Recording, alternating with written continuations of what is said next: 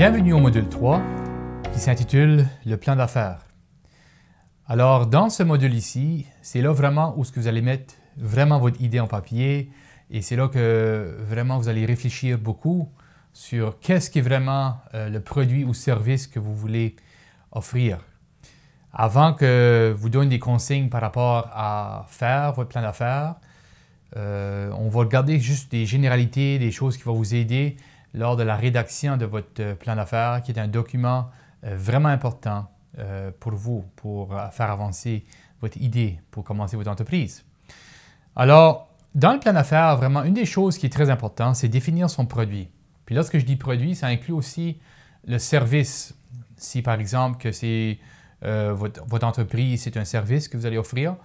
Donc, dans le plan d'affaires, c'est très important que vous définissiez votre produit. Je sais qu'on a déjà parlé brièvement dans les autres modules, mais on va regarder ça un peu plus profondément dans ce module ici.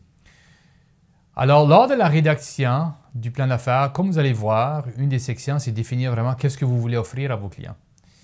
Puis une chose qui est importante, c'est que vous puissiez déterminer que vous offrez ça, mais pas ça. Alors, vraiment, ciblez qu'est-ce que vous voulez offrir.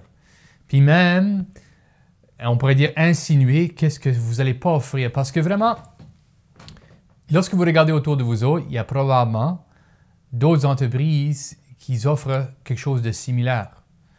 Puis lorsque vous allez, par exemple, partager vos idées à quelqu'un, ils vont dire « Ah, tu veux faire comme tel, tel. » Puis là, peut-être dans votre tête, c'est « Non, c'est pas vraiment ça. »« Ah, ben, tu veux dire tu vas faire comme cette personne-là. » Puis là, vous dites « Ben, pas vraiment. » Dans votre tête, peut-être, vous savez qu'est-ce que vous voulez offrir, puis vous savez que c'est différent que la compétition, par exemple. Mais vous n'avez jamais peut-être pris assez de temps pour vraiment les réfléchir comme il faut, puis pouvoir être capable de l'articuler comme il faut. Alors, c'est ça qui est vraiment l'importance de s'asseoir et de dire, OK, moi, je vais offrir tel type de produit, c'est ça vraiment mon produit, ou c'est ça mon service. Puis c'est pas ça. Donc ça, c'est une des choses qui est très importante lorsqu'on vient dans la rédaction du plan d'affaires pour définir son produit. Et en faisant ça vraiment, c'est que ça fait ce qu'on appelle du branding. Donc, ça développe votre identité comme entreprise. Ça vraiment vous aide à pouvoir communiquer comment est-ce que vous êtes unique ou différent des autres. Donc, si vous voulez juste ouvrir une place pour boire du café, bien, vous savez, dans les grandes villes ou même dans les petites villes, il y a beaucoup de places pour boire du café. Mais qu'est-ce qui va faire de vous, votre place pour boire le café différemment? Est-ce que c'est la manière dont vous allez présenter le café? Est-ce que c'est le café lui-même, là où vous allez le prendre, donc sa source? Est-ce que c'est le service à la clientèle? Est-ce que c'est le décor qui va vraiment vous différencier? Vraiment, je donne ça comme un exemple, là, juste pour qu'on puisse comprendre. Donc, comment est-ce que vous allez être différent de l'autre place au coin que eux autres aussi vendent du café? Donc, ça va vraiment commencer à mettre clair dans votre esprit qu'est-ce qui vous fait que vous êtes différent de votre compétition. Puis ça va aussi vous aider à cibler la clientèle que vous voulez viser. Vous savez, si on prend par exemple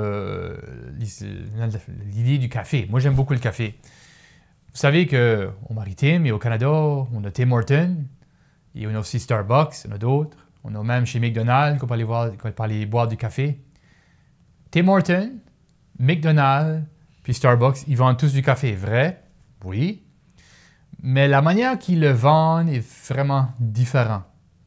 C'est-à-dire l'expérience qu'on a d'aller chez Tim Hortons ou d'aller chez McDonald's prendre un café ou d'aller chez Starbucks est tout à fait différente.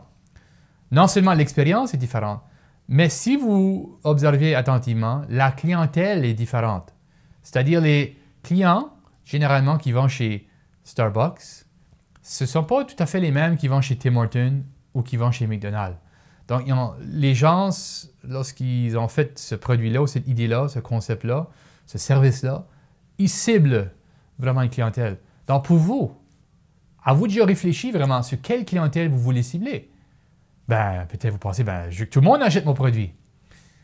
Mais généralement, ce n'est pas tout le monde qui va acheter votre produit, à moins que vous vendiez du lait ou du pain. Puis encore là. Donc, vraiment, ceux qui sont bons pour pouvoir promouvoir leur produit, ils connaissent vraiment qu'est-ce que leur produit, mais aussi ils connaissent vraiment qui est la clientèle plus favorable à acheter votre produit.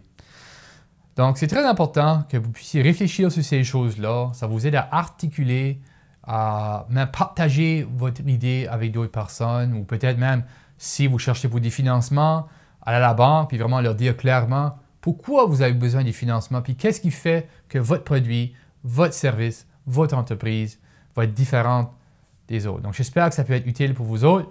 Plus tard, vous allez voir quand vous allez faire vraiment l'exercice de rédiger ce paragraphe-là pour vous aider à mettre votre entreprise sur pied.